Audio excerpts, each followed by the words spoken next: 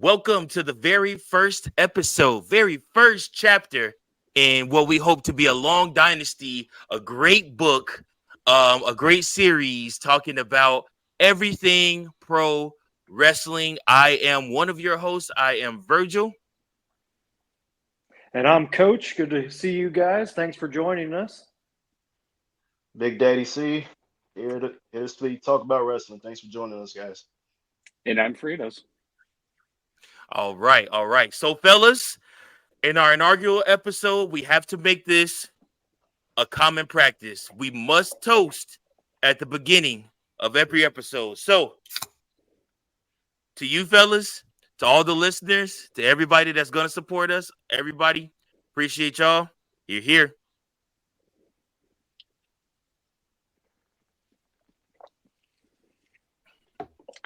All right. So, we want to begin, obviously, by sharing with you guys a little bit of our wrestling backgrounds and why we got started in wrestling. So, Coach, why don't you go ahead and start us off? How did you get started in wrestling? Well, I was kind of a late bloomer to wrestling. I didn't really start watching it until I was in college. I played baseball in college. I had a couple teammates that were big wrestling fans, and one night, just out of the blue, I went over to their apartment.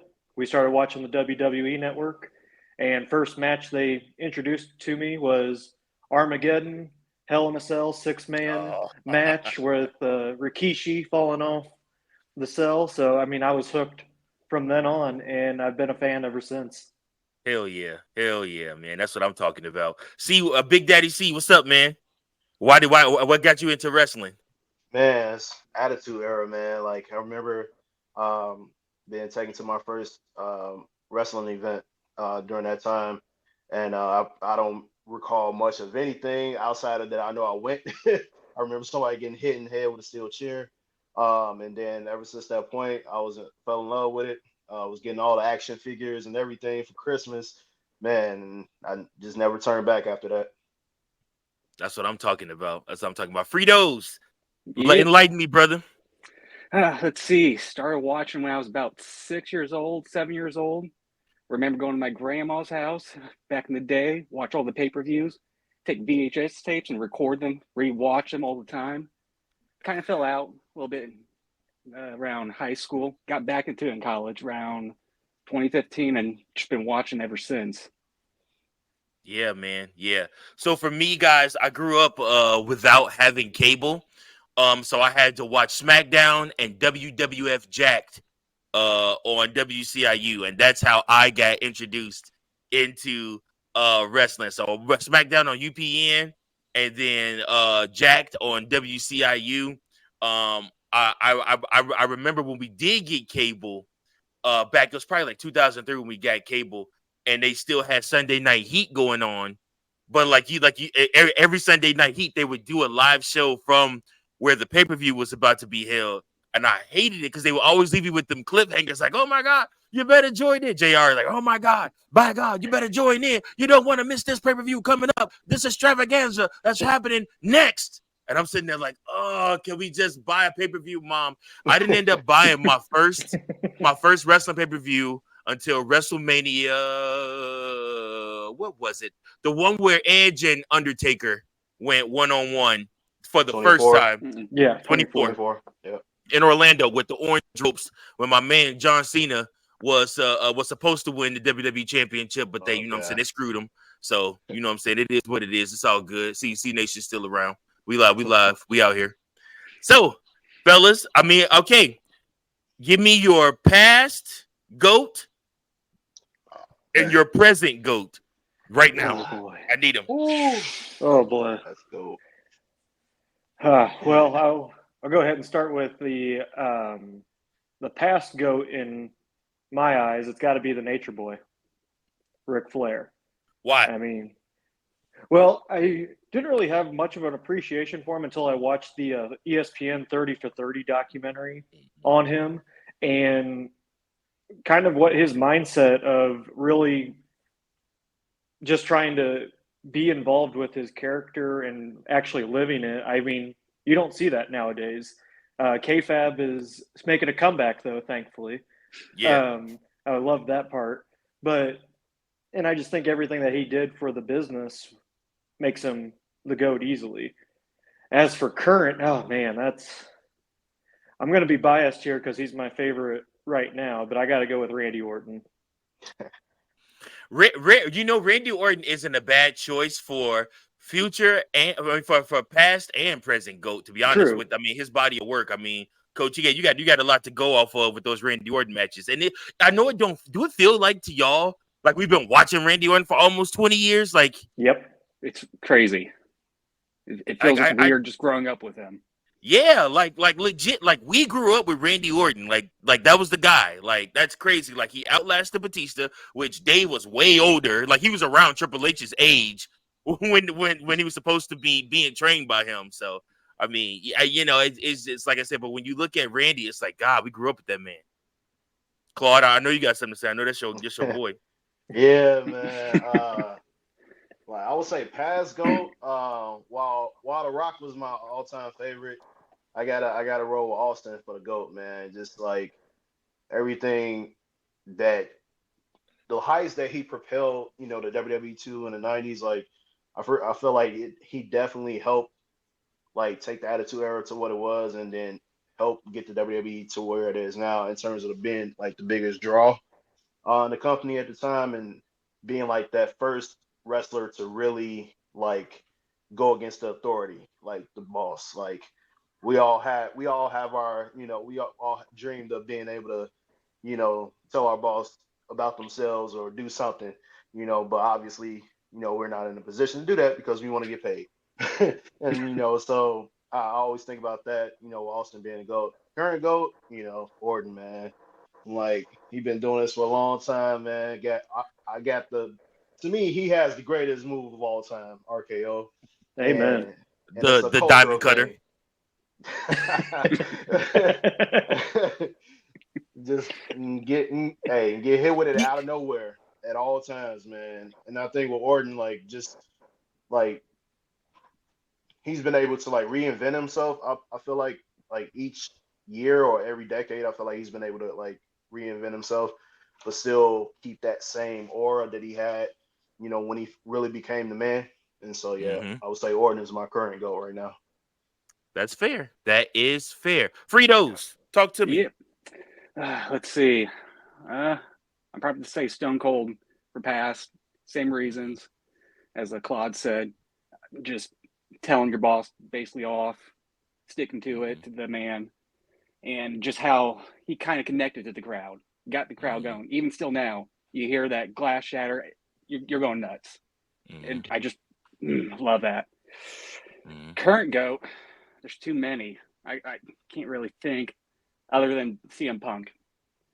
For me, it's almost the same thing as Stone Cold, sticking it to the man, the crowd going crazy, just connecting to that crowd.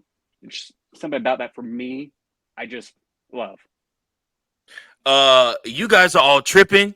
Your old GOAT, your past GOAT gotta be the Undertaker. We're talking about. He's up there, number 2. Yep, we're talking. No, ain't no number 2. Don't y'all come in now. No, I messed up. Oh, y'all, this is Ric Flair, really? Come on now, this Stone Cold trash talk, man. You guys are tripping. Look, I'm going against the grain. The Undertaker is the man. For years, I'm talking about for years, he was the American badass, and I was still watching old school Undertaker stuff and having nightmares at night, not being able to go to sleep because I was afraid the Undertaker was going to come in my room and roll his eyes in the back of his head. Come on, man, y'all listen, man, decades and decades. And here's my thing. He just got better with time. Like his second career as the Dead Man. Like past Phenom, past Lord of Darkness, past all of that, past Gravedigger, all of that, even past American Badass Undertaker. Like when he came back again that second time at WrestleMania 20 as the Dead Man, bro, his second career was almost better than his first career. He's had 2 Hall of Fame careers. Only him and Shawn Michaels are the only ones you could say had 2 Hall of Fame careers. Like, and you can't. It's you pick them on the matches and what they were able to do. I think his second stint is the best to me. Like, yeah, same here. Yep. Yeah. Because like he was in his physical prime in his second stint as the Dead Man, in my honest opinion. especially he was in shape. He was in shape. Especially when he stopped wearing pants and just started wearing the whole tights, bro. Mm-hmm. Like I said, for WrestleMania 23 against Batista, and they was mad because they were supposed to they thought they should main event because Undertaker run the Rumble, but Triple H, it is what it is. But wait a minute, no waiting, 23 was Shawn and John Cena. Yeah. That well, shouldn't have made that. Oh no, I think Batista. Hey, listen. John Cena's the champ. All right, that's one thing we don't talk about. We don't talk bad about the champ on this podcast. We don't talk bad about the champ on this podcast. And I know me. Oh, by the way, everybody, there's a fifth member of our podcast. Eventually, he'll show up one of these days once he's not like hurled over dying sick. So, shout out to Tank. Whenever he gets better, he'll be on with us. But hopefully, he can eat more than a banana. Yeah, I know, right? Yeah, that's messed up. Yeah, that's pretty jacked up. Facts. But yeah, fellas, for me, Undertaker, man, like I said, I like to go back and I like to watch their work retrospective because, like I said, I like to go and I like to see what their promos were like in the early 2000s because a lot of that stuff, I mean, I was 9, 10, 11, 12 years old. Like, I didn't understand everything they were saying. But now as a 30-year-old grown man, I can go back and I can understand what they were talking about and see like what moves me still to this day. And that Undertaker Ric Flair for WrestleMania 19 rivalry is one of my all-time favorites. That whole evil Undertaker stick when he was the American Badass, like, dude, like, from making JR kiss Vince McMahon's ass all the way to, you know what I'm saying, to, like I said, to beating up Triple H. He's just like, I just can't help it. It's like every time I get in the ring with Triple H, I have to kick his ass. And I'm just like, dude, like this man is on fire. Beating up Hulk Hogan, hog tying them and pulling them with a motorcycle. Like, man, y'all. So sorry, I went I'm talking too much. But Undertaker, and then current GOAT right now. Man. Go ahead, say current GOAT right now. Go ahead and say it. Yeah, I have a feeling I know what you're going to say. Might as well, Sam. Go ahead. I mean, he's carrying the company, though. Can you blame me? Like, everything is all about him, like, right now. And it's amazing because the company is in such good shape as far as talent. But damn it, skip y'all. Cody Rhodes, man, let's go. That's the man. God. That's the man, yo. Let's go. Cody Let's Pride, go. baby. Cody Rhodes. Okay, I wasn't even thinking Cody, but okay. I wasn't thinking Cody either. Yeah, I thought What was y'all thinking? Cena. I thought you were going to say Cena too. even though he ain't wrestled in like a good minute. But let me tell y'all something. So for everybody that don't know, I went to WrestleMania last year in California.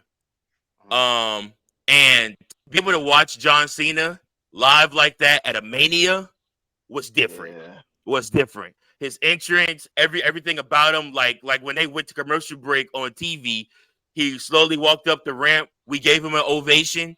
He slowly walked up the ramp and he was shaking hands as far as he could because those ramps are way higher at them football stadiums. Yeah. But like I said, I mean, it was a moment for me. Like I said, and when John Cena goes into the when John Cena goes into the Hall of Fame, man, I ain't gonna lie, y'all. I might have to shed a thug tear. That's my man's, yo. Yeah, see him get squashed by a guy that's like not near his level, like historically. Like it was kind of shocking to see. So like I don't ever want to hear Bird say he didn't get back to this business. Not only did he get squashed by Theory, but then he turned around and got squashed by Solo. I don't know, fellas. I don't know. So let's talk current wrestling landscape. Fritos, what are you thinking as far as the current wrestling landscape? We're on the road to WrestleMania.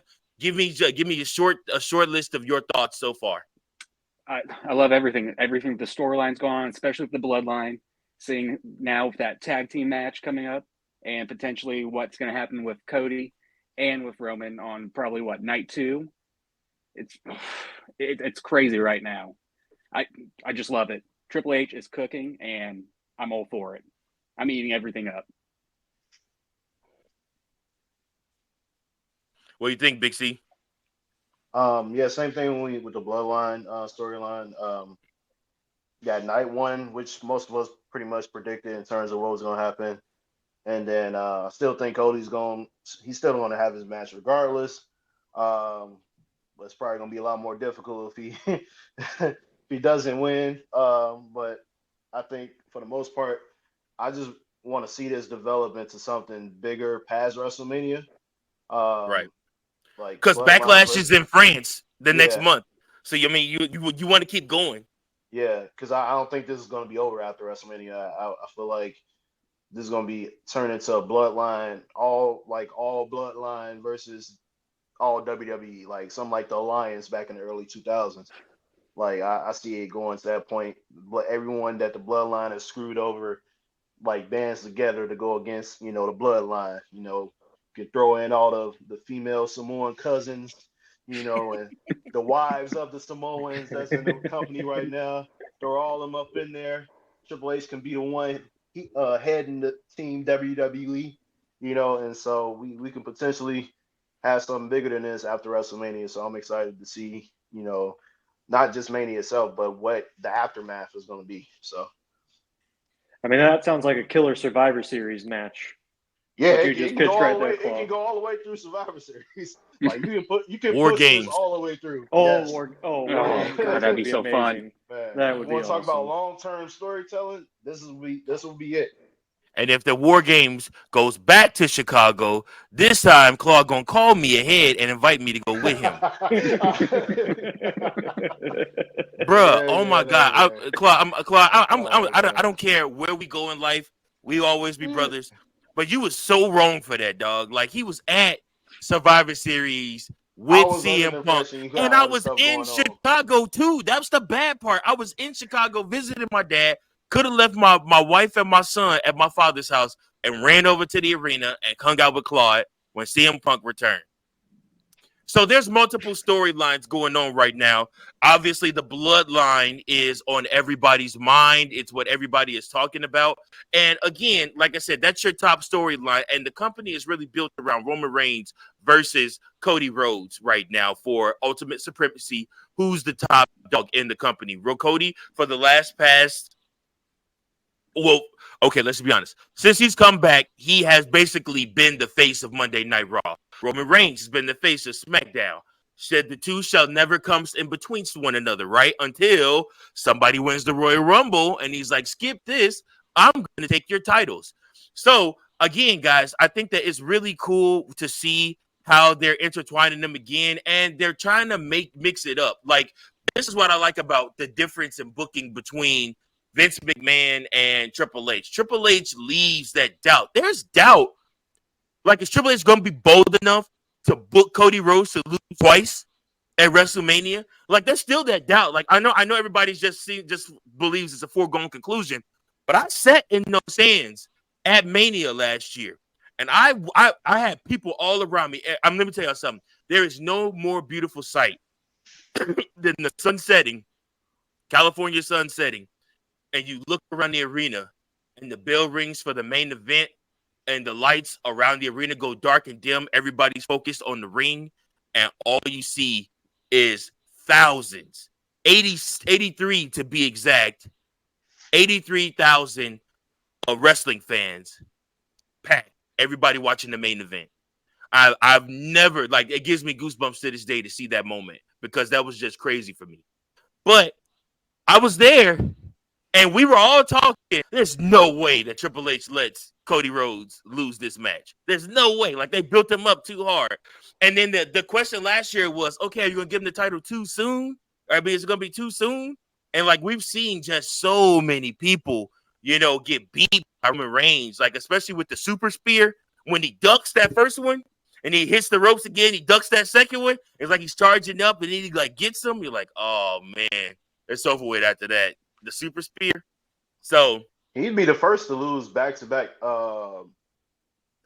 WrestleManias against the same opponent since HBK, right? Yep, that's correct. Yep. No, Triple H. Oh yeah, Triple H, yeah. The Taker. story Oh yeah, continued. yep. Yeah. So, but yeah, man. So I'm loving the landscape of what we're looking at as far as the wrestling world right now. But real quick, Big Daddy C, you start us off. Tell me about another storyline that's intriguing you heading into Mania. I would say the Seth Rollins match, because this whole bloodline thing is pretty much overshadowing Seth's own match for the world title. So him and Drew are going at it for the world title, and it's almost like that's in the back burner right now. And I feel I'm really intrigued to see what happens, like leading up to the match, because I'm like, y'all not really building this as much as y'all are with the bloodline. So because I want to see what Drew thinks about him, like just being an afterthought right now, because it's pretty much what it is right now. He's being an afterthought to this whole situation. Seth is focusing on Cody and the bloodline, and Drew's just in the background. I'm like, okay, all right, just waiting. And then you got Priest with the briefcase. He can cash in at any time. I don't know how long he got left, but I think he got more Should be a couple time. months left. Yeah, I think let's I go read Money in the July. Bank. So July, I we think. don't know what's gonna happen with that. Could he cash in on Seth, which I think might happen at Mania, or it might happen the night after Mania, because I think Seth is gonna get a break after Mania, regardless of what happens. So I'm real intrigued to see what happens with Seth, Drew, and Priest with the world title, because that's pretty much been on the back burner compared to the bloodline stuff. So That's a very good point. You guys got any thoughts on that? You guys got Yeah, any thoughts on that feud? Yeah, I definitely agree with you there, Claude. Drew is this is like his best work he's done. His heel run definitely is unbelievable. He is a menace right now on I know X. it. I love it every Every second time of I it. see him, I'm cracking up with some of the savagery that he has right now. For taking a page out of Christian's book. right, I don't know. Nobody can beat Christian right now with his savagery. Hopefully, he doesn't find out that I don't have a dad. I'm screwed, guys. I'm screwed if Christian finds out. It's gonna be rough. But for me, there's two storylines I'm kind of curious about. One's been set, and the other one is still kind of developing. The one that's set, I want to see how this Bailey Io Sky rivalry ends, especially now that we know that Dakota betrayed Bailey last Friday. Yeah. I mean, I don't know what you guys thought. I kind of saw that one coming. Everybody saw that coming. Okay, I just want to make sure I saw that coming. Past history has shown that she's known to betray her teammates. Don't trust her little skinny ass. Right.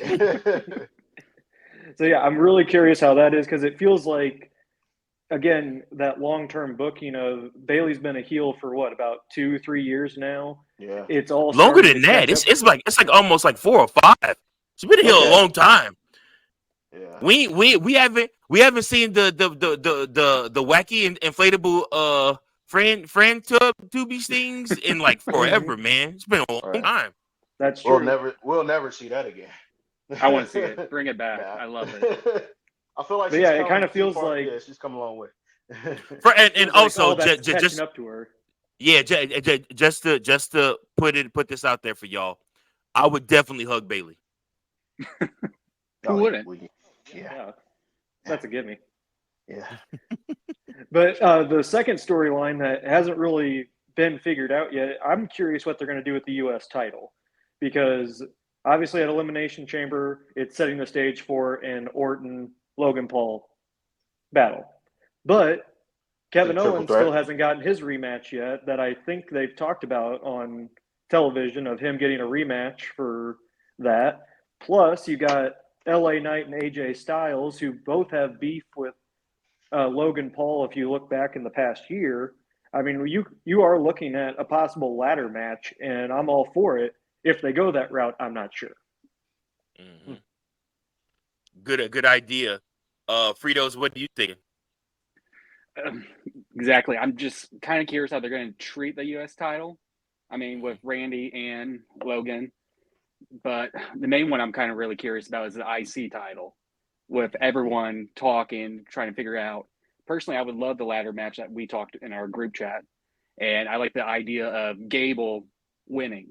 I feel like it's his time to shine, to move up more, and take more of that mid card upper championship authority role. Plus, I mean, let's just be real.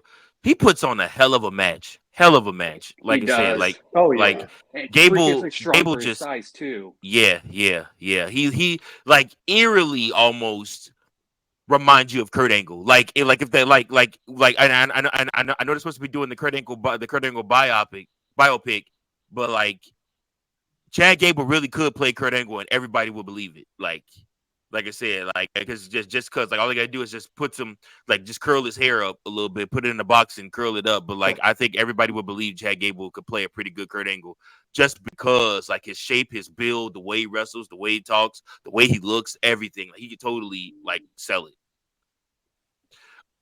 For me, my minor storyline that has not developed because we haven't seen him, but it's got to happen.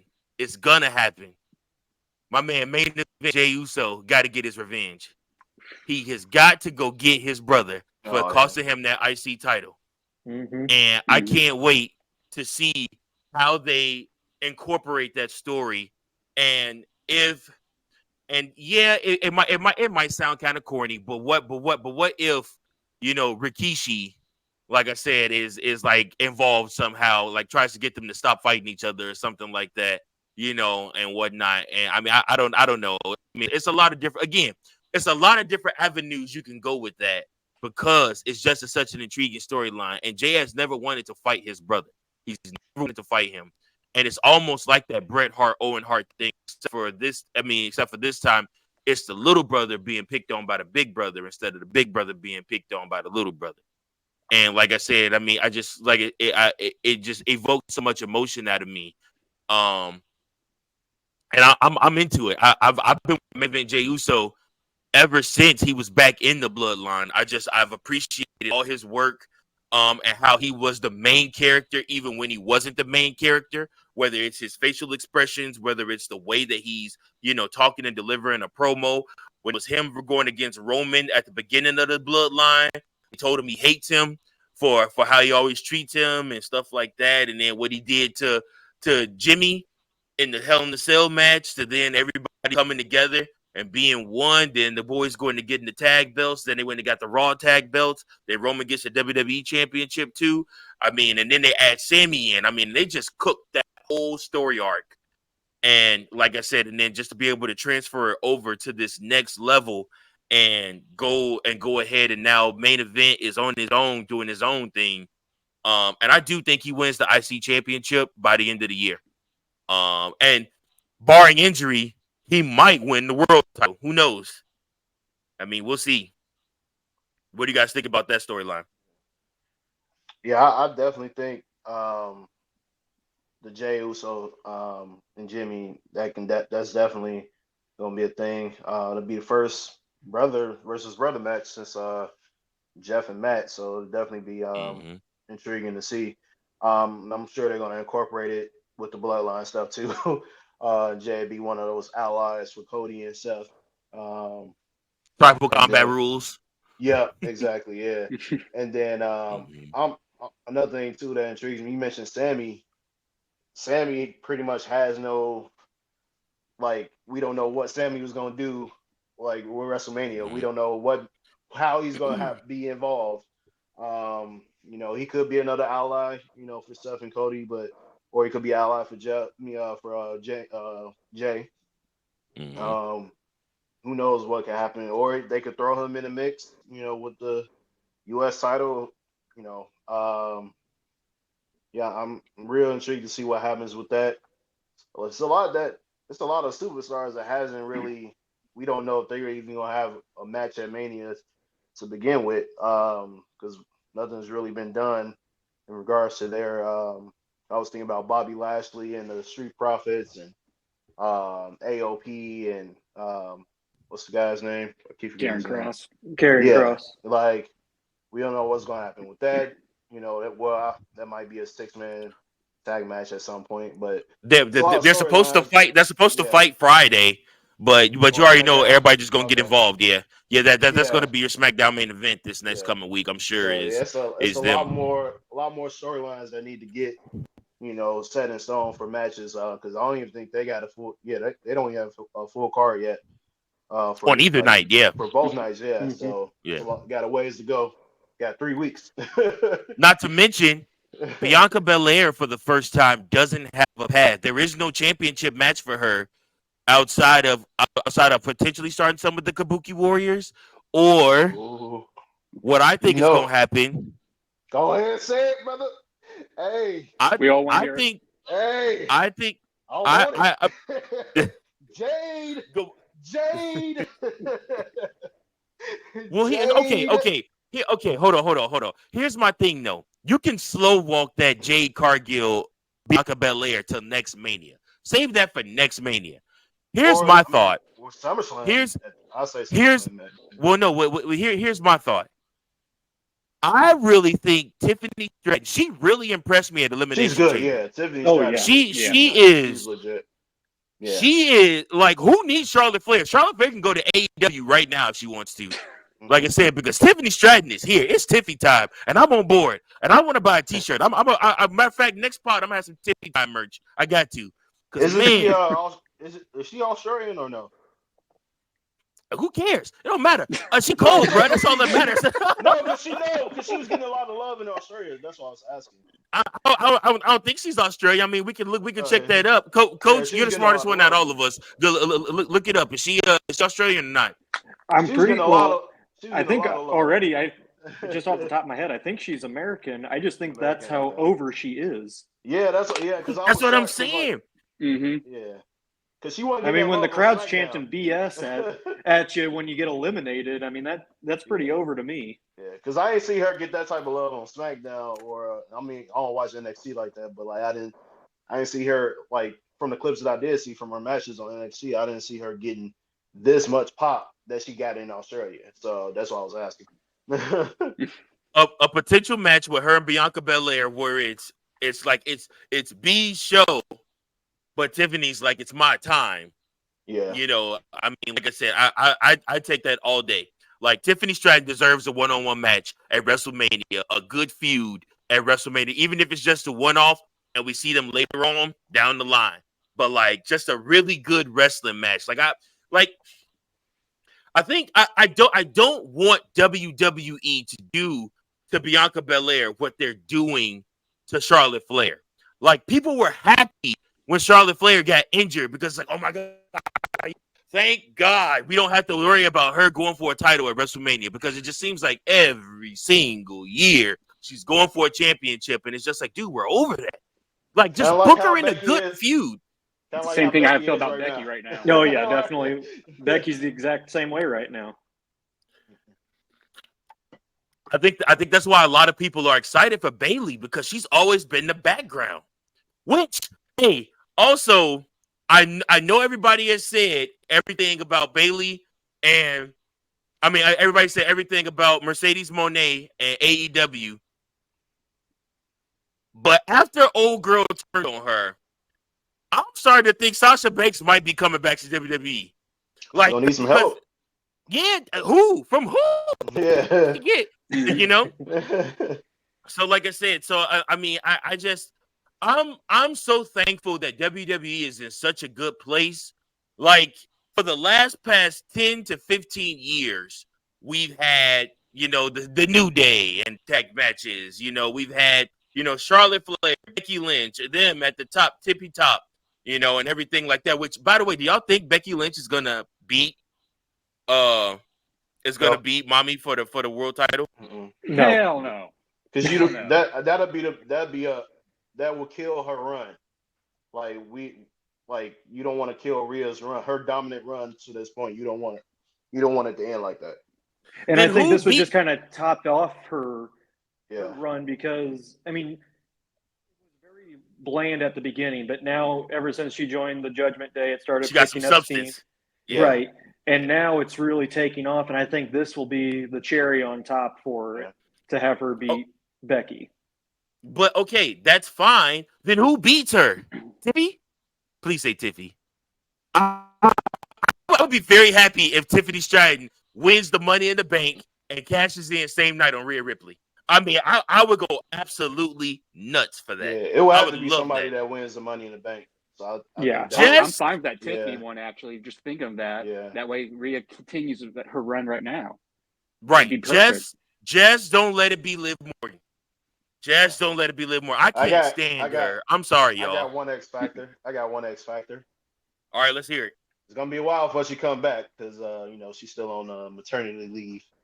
But yeah, Alexa Bliss, let's go. oh, Alexa Bliss. I wouldn't be mad at that either. Yeah. I would not be mad at Alexa Bliss coming back and winning the world title. Yep. That would actually be pretty dope. But Alexa's character, like, and I know kind of all over the place here, but just Alexa's character was highly damaged to me from her time with Bray Wyatt. And for me, it got too hokey. Like, if they would have just and then they tried to bring her back and give her new music and repackage her again, and I'm just like, man, like, you have something. She never had to do anything with Bray Wyatt. Never. That never had to happen. I was already so Alexa Bliss was a badass. She was already a 3-time world champ long before she ever got with Bray Wyatt. She didn't need any of that for the spitting the fireballs and Randy Orton's eyes and all this hokey stuff with I'm saying the Little Miss Bliss doll and all this stuff like that. Like I didn't need all of that. Honestly, her character was great and had great substance. Like just on its own without that Bray Wyatt stuff. What do y'all think about that? Oh, 100%. Her mean girl persona character was, it fit her.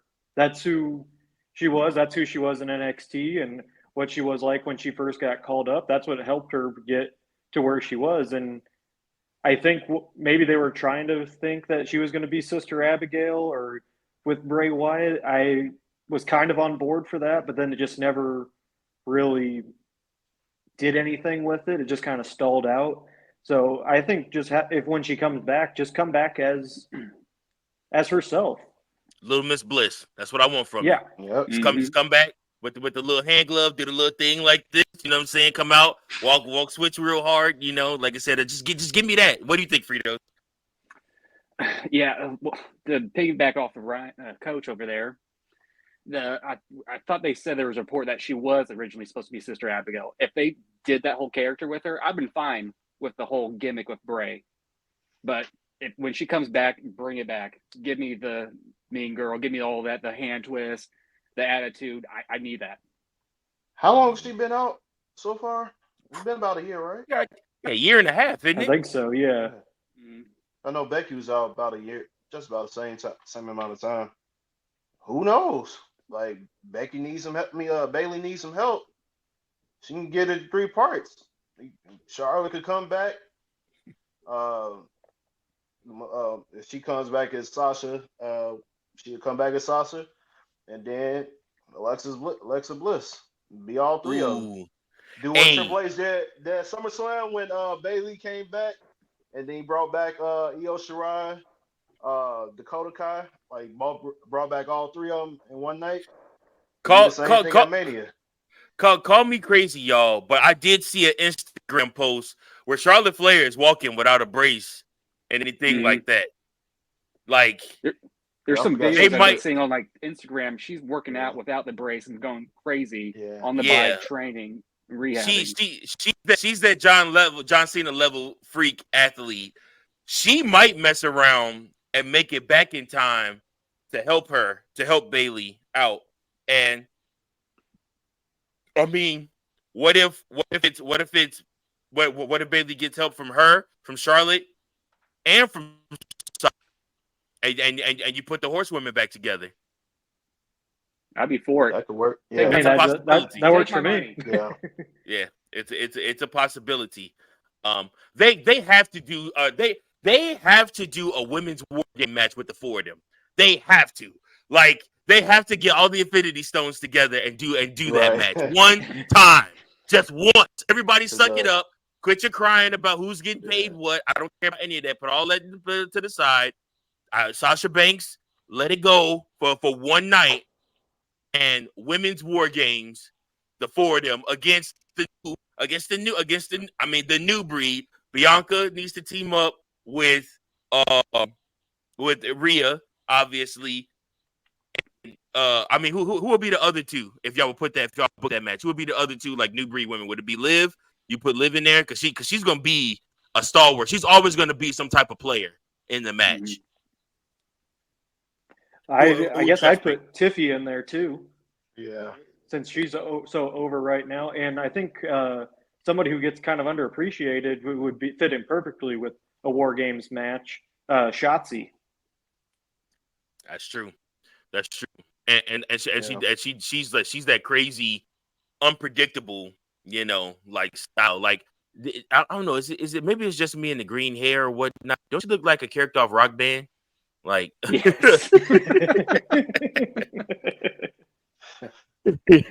she remind me of one of those like goon she reminds me of like a DC character that's like the kind of like a general or something like that to like the Joker. Not Harley Quinn, but like somebody that's like closer to that, stratosphere. Like somebody they're not the main villain, but they're somebody that's there to like always impede anything good happening. Like in the show, I feel like she just reminds me of those type of DC characters. Yep, totally. Okay, guys. So we have talked about WWE, and obviously that is a wrap. We got to head over to the AEW side. What are you guys watching right now over in AEW? Obviously tonight, as I'm recording this, Sting is wrestling his last and final match. First and foremost, thank you, Sting. Thank you, Steve Borden, for everything that you've done. You guys can talk about the importance of Sting to you.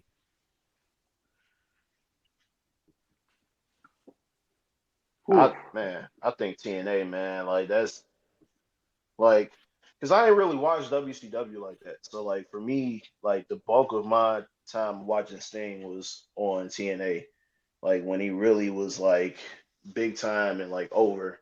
And so like for me, that like when I really started watching TNA, that was like just my kind of like my real introduction to him. I just feel like ever since then, he really was definitely a key part, in wrestling. Even when I went back to watch older stuff, of him in his time with, WCW or even the older WWF days when he was going against, Flair and all those guys. Like he's definitely a vital part of just professional wrestling in general. And definitely, I feel like he helped AEW coming along, being a mentor to some of those guys, especially Darby Allin. So that's pretty much what he means to me. So definitely well-respected career. We'll miss him, but everybody got to hang him up at some point. Mm-hmm. For me, at least, for Sting, he's created my favorite meme of all time. Mask off, bam. Still the same person. New Year, same me. I didn't really watch much of Sting really till a little bit, maybe a few years, just recapping. The one thing I'm upset is that we never got the dream match with him and Undertaker. Yeah. That one that everyone talks about. That I still wish to this day we had that instead of him and Triple H. Mm-hmm. Just hurts. Which, by the way, Sting should have won that match. Yes. Oh, against Trips? Yeah. Yeah. At WrestleMania, yeah. Yeah. Triple H gained nothing by winning that. Right. For sure. No, he definitely could have taken that loss. Coach, what does he mean to you? Well, kind of the same as Frito's, especially since I talked about I was kind of late to the wrestling game. My first introduction of Sting was that Survivor Series when he came to help Team Cena beat Team Authority. And then that kind of got me hooked of like, okay, I want to know more about who this guy is because they were making such a big deal about it. And I think just the way his character developed from being the Surfer Sting to Dark Sting to like the Crow version of Sting, and the one that I think gets underappreciated Joker Sting from when he was in TNA. I thought he was fantastic.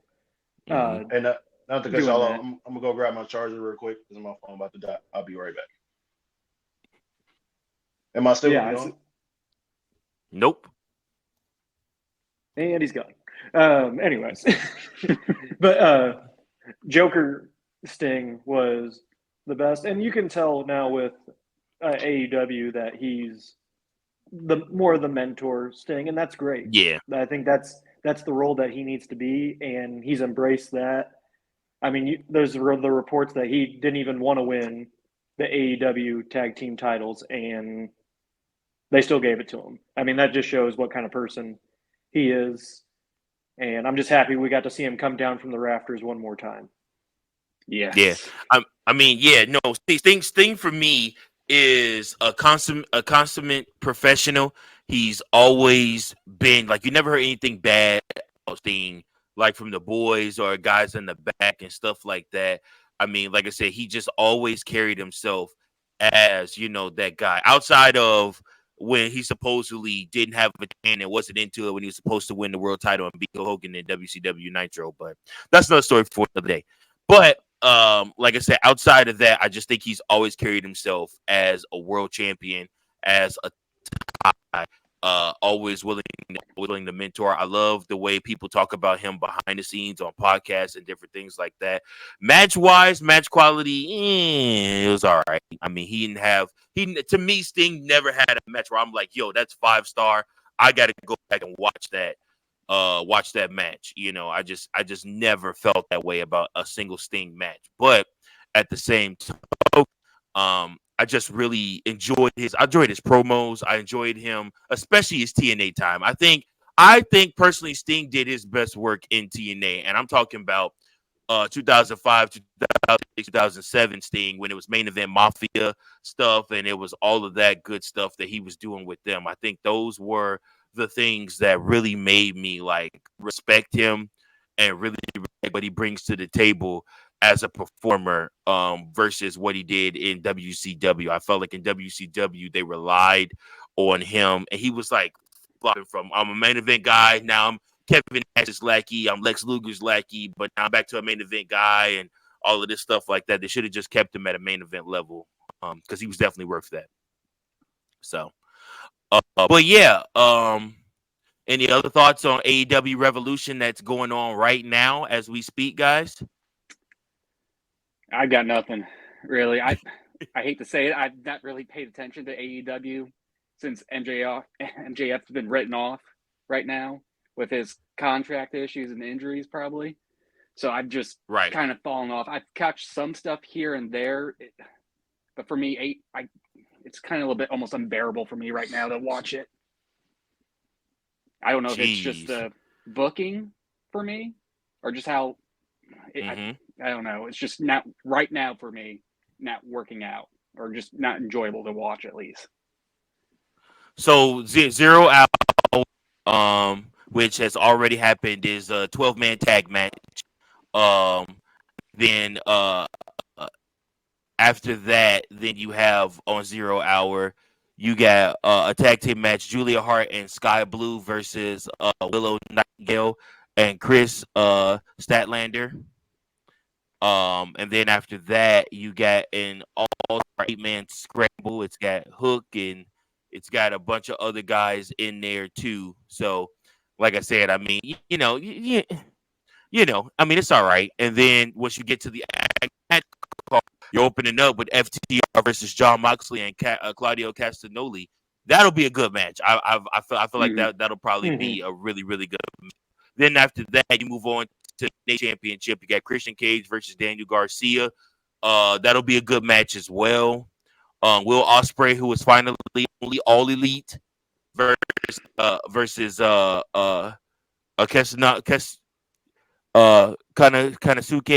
Takashi. I can never say Takashita. I can never say his name right. I'm always gonna botch that.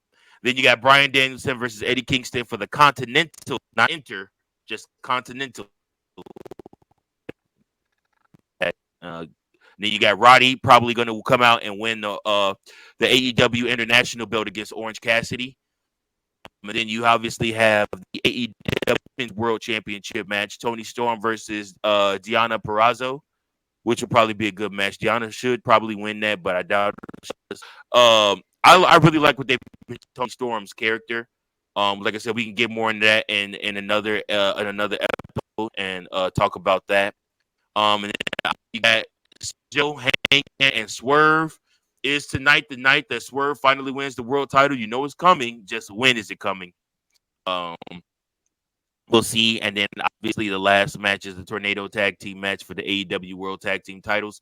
The Young Bucks, the Bucks of Youth, as Matt Hardy calls them, versus Darby Allin and Sting. And that is your card for that match. Hey, Big Daddy C's back with us. Hey. Yeah. So but I went over the AEW Revolution card with the fellas. Okay. Any matches out of that card outside of Sting and Darby versus the Bucks of Youth? Any other matches stick out to you? Something that you think will be good? I really think the versus Moxley and Cassidy pretty good. Let me pull it up real quick. And then Orange Cassidy and Roderick Strong are having a match for the international belt. That'll be pretty good. And then Tony Storm and Deonna Purrazzo. That should be a good match too. I mean, yeah, for me, AEW has lost a lot of its sauce after it lost CM Punk. I know that Tony Khan thought he did what he had to do to keep the Young Bucks happy by getting Punk, but I really think he killed any momentum AEW had after that. It's just seemed stale and then stagnant, and then on top of that, their main guy, the reason everybody's watching, gets hurt too. I mean, it just kind of makes the program a little harder to watch. Yeah, I think I definitely think they lost a lot of steam. I feel like it started with Cody leaving, honestly. I feel like once they ticked off Cody, once Tony Khan ticked off Cody and Cody left, I feel like that took away a lot of like that kind of I feel like it led to like the star power being taken away a little bit. I mean, they still have Punk and a lot of other guys there, but I feel like that they definitely lost steam, which is weird considering the fact that like they were putting on some of the best like quality like wrestling matches and good storytelling during the pandemic. They were doing a lot better than WWE was at the time, and so I feel like just to see how far they've dropped since then, it's kind of surprising. But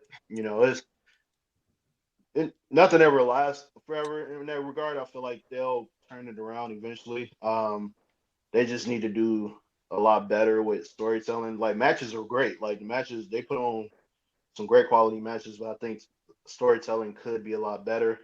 And Tony Khan needs to kind of get out of the way a little bit and like put some other people in charge in terms of like booking.